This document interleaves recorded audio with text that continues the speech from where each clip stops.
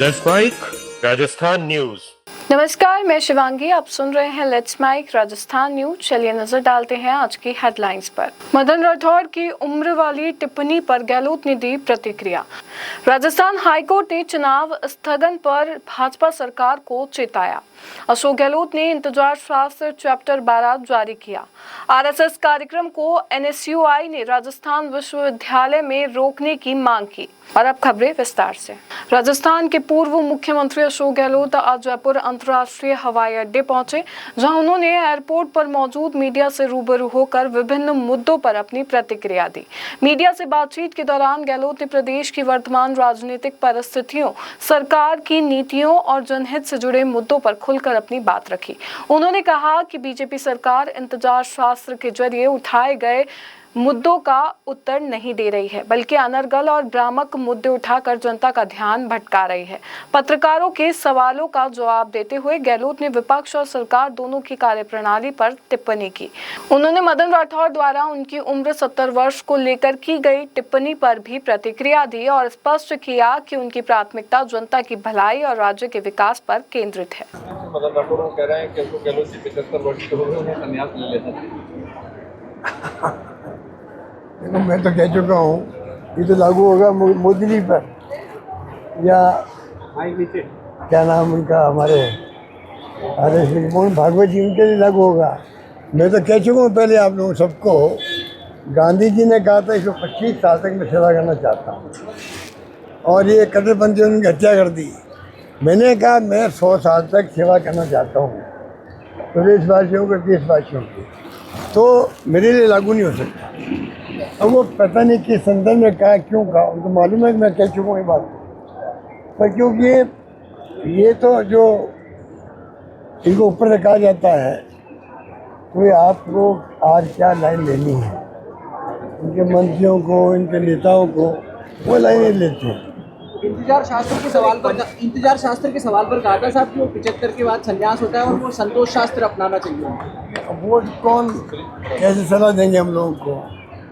वो तो पूरी कांग्रेस की राजनीति करने लग गए हैं। वो कांग्रेस नेताओं को कैसे कह सकते हैं कि आपको क्या करना चाहिए, क्या नहीं करना चाहिए? जो हमने इनको इश्यू बनाए हैं उसका जवाब दे नहीं रहे और गोलमाल जवाब दे रहे हैं। बड़ी बेइज्जती हो रही है लोगों की, क्योंकि आप जवाब तो दो कम से कम, कुछ भी दो, नेगेटिव दो, पॉजिटिव दो, कुछ भी कहो, पर आप संदर्भ हटके बात कर रहे हो।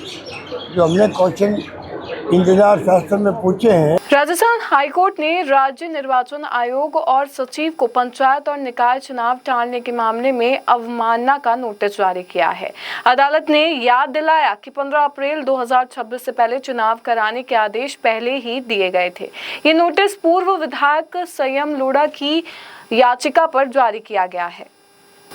राजस्थान के पूर्व मुख्यमंत्री अशोक गहलोत ने इंतजार शास्त्र चैप्टर 12 के तहत भाजपा सरकार पर निशाना साधा। उन्होंने कॉन्स्टिट्यूशन क्लब ऑफ राजस्थान को लेकर सवाल उठाए कि निर्माण पूरा होने के बावजूद इसे 1 साल तक बंद क्यों रखा गया और अब खोलने के बाद भी पारदर्शी सदस्यता प्रक्रिया क्यों नहीं अपनाई जा रही। गहलोत ने आरोप लगाया कि भाजपा की बदले की राजनीति के कारण इस विश्व स्तरीय सुविधा का सही उपयोग नहीं हो रहा और पूछा कि क्या सरकार लोकतांत्रिक संवाद से घबरा रही है। उन्होंने इसे जनता के संसाधनों की बर्बादी बताते हुए जवाब मांगा।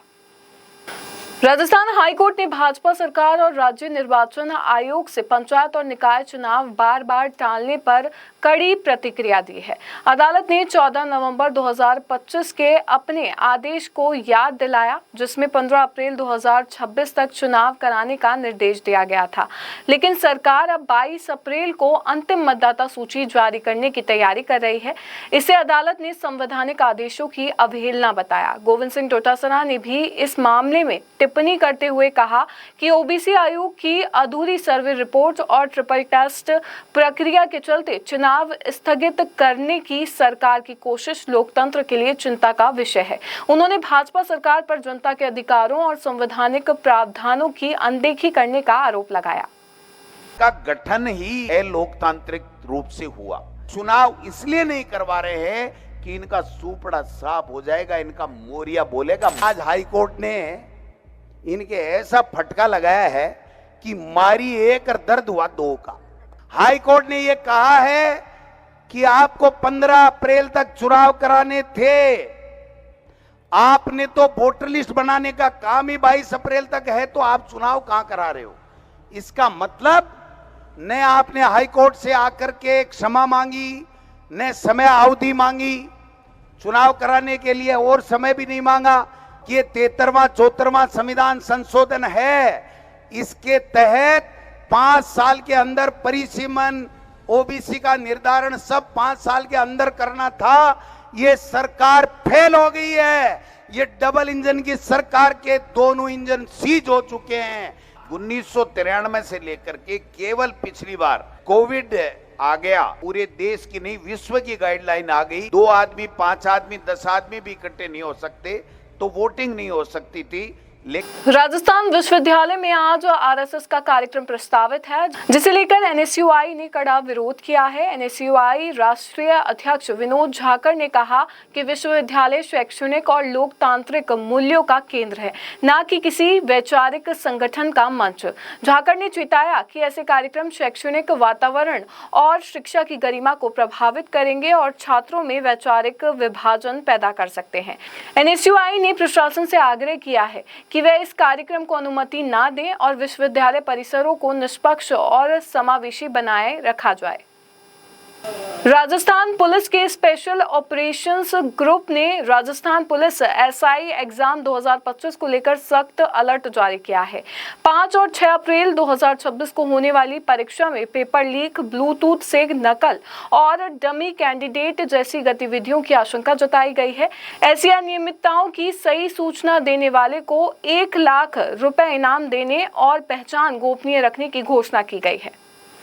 राजस्थान के मुख्यमंत्री भजनलाल शर्मा ने शासन सचिवालय में राजस्थान संपर्क हेल्पलाइन 181 का औचक निरीक्षण किया।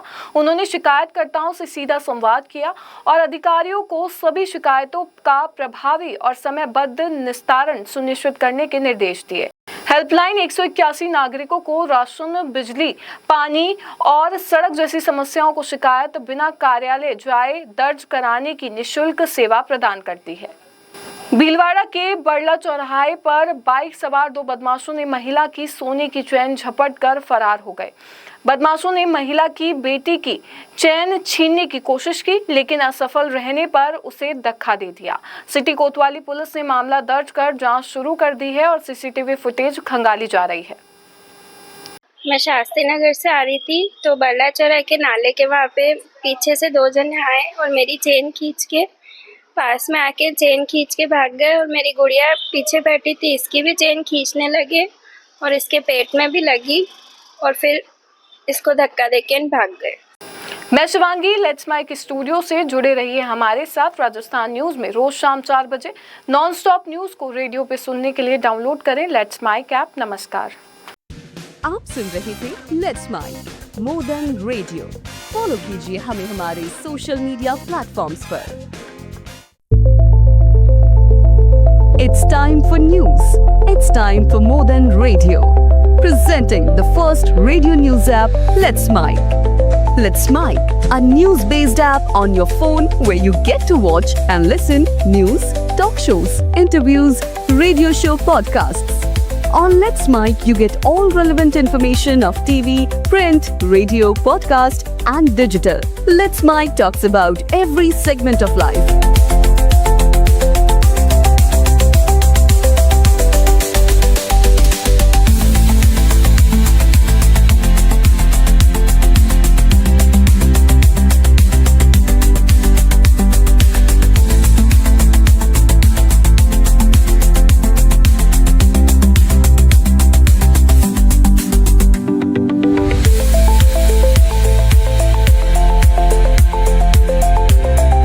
Download the app now from Play Store. Available both on Android and iOS mobile phones. Follow us on YouTube, Instagram, Twitter, LinkedIn, Facebook, Telegram, WhatsApp, Snapchat. Let's talk, let's connect, and let's mic.